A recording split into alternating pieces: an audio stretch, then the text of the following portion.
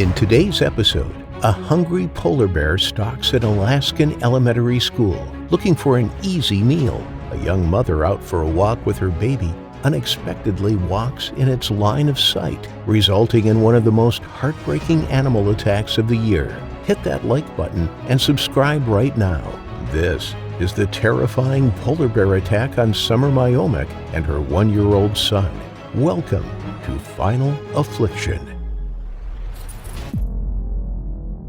There are thousands of polar bears in Alaska, but despite this, attacks on humans are incredibly rare. Polar bears are apex predators, hunting seals, young walruses, and even sometimes beluga whales and narwhals. But occasionally they stumble into local communities on the search for food. In the small village of Wales, located on the Seward Peninsula on the western coast of Alaska, tragedy struck in January 2023.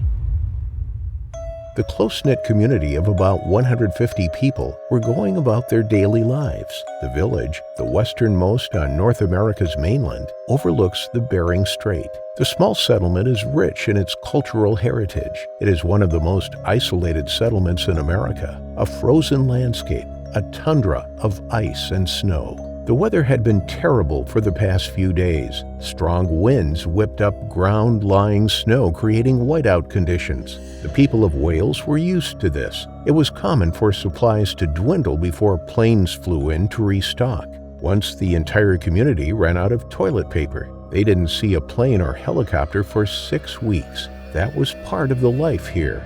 The harsh conditions, but also the magical beauty of the landscape, relatively untouched by man, a wilderness that beckons adventure and the exploration of the great outdoors. Summer Myomick, a 24-year-old mother and popular member of the community, was braving the elements. She was walking with her 1-year-old son, Clyde Angtawasruk. It was January 17th, 2:30 in the afternoon. The pair were walking between the small school and medical clinic. There was nothing unusual about the day. The route Summer took was routine and unremarkable, but camouflaged against the backdrop of white was a predator, an apex predator that was top of the food chain. It was looking for a meal. It stalked towards the village, its paws, 12 inches, 30 centimeters across, and bearing 2-inch claws, trod firmly on the ground. Its lumbering gait was hidden from view by the poor visibility. It was making its way closer to the village.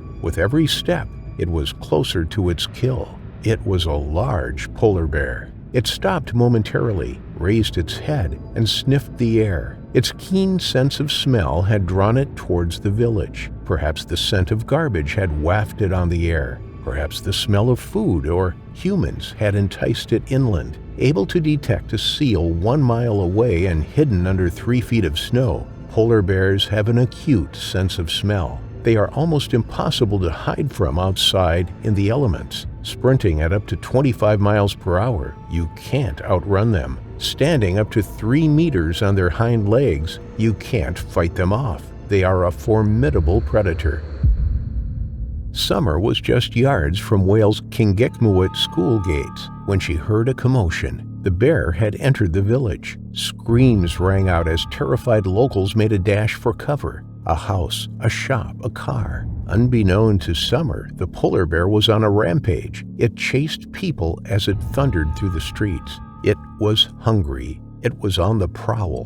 When it spotted an easy meal, it made a run for it, its huge, powerful body racing towards unsuspecting residents. But for Summer, who was just passing by the school, she had nowhere to hide, nowhere to run, and the polar bear spotted her outside the school gates. It ran at her, slowly at first, and then gaining speed. Its eyes were fixed on the young mother and her baby. Fearless and powerful, it came in for the kill. In a moment of panic, a moment of sheer terror, children inside the school grounds began screaming. They could see the menacing bear coming in for the attack. It leapt onto Summer, knocking her to the ground. There was nothing she could have done. There was nothing young Clyde could have done. The pair were in the wrong place at the wrong time. They were no match for a 1,500-pound, 700-kilogram bear.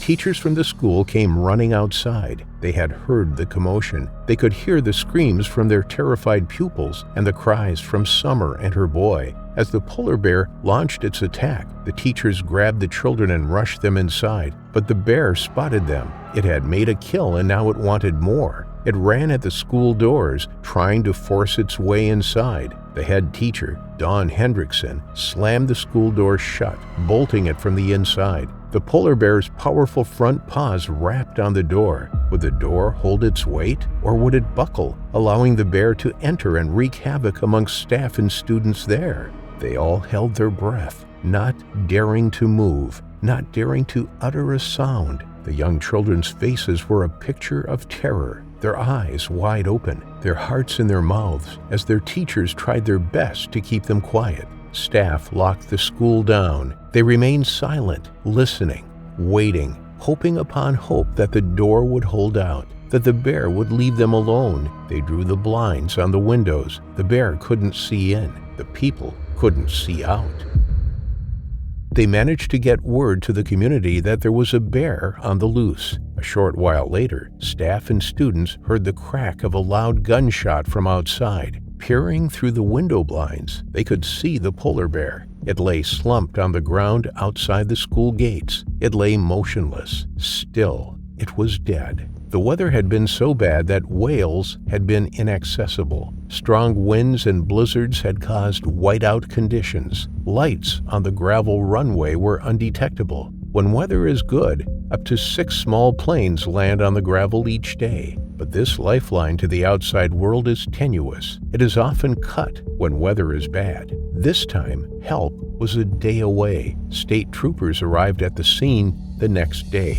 The attack on Summer was a haunting reminder of how fragile life is. She and her young son had their lives ripped away from them in a terrible way. Until then, locals had lived without fear from attack for more than 30 years. Despite being on the fringes of the Arctic Circle, polar bear sightings within the village are rare, and attacks even more so.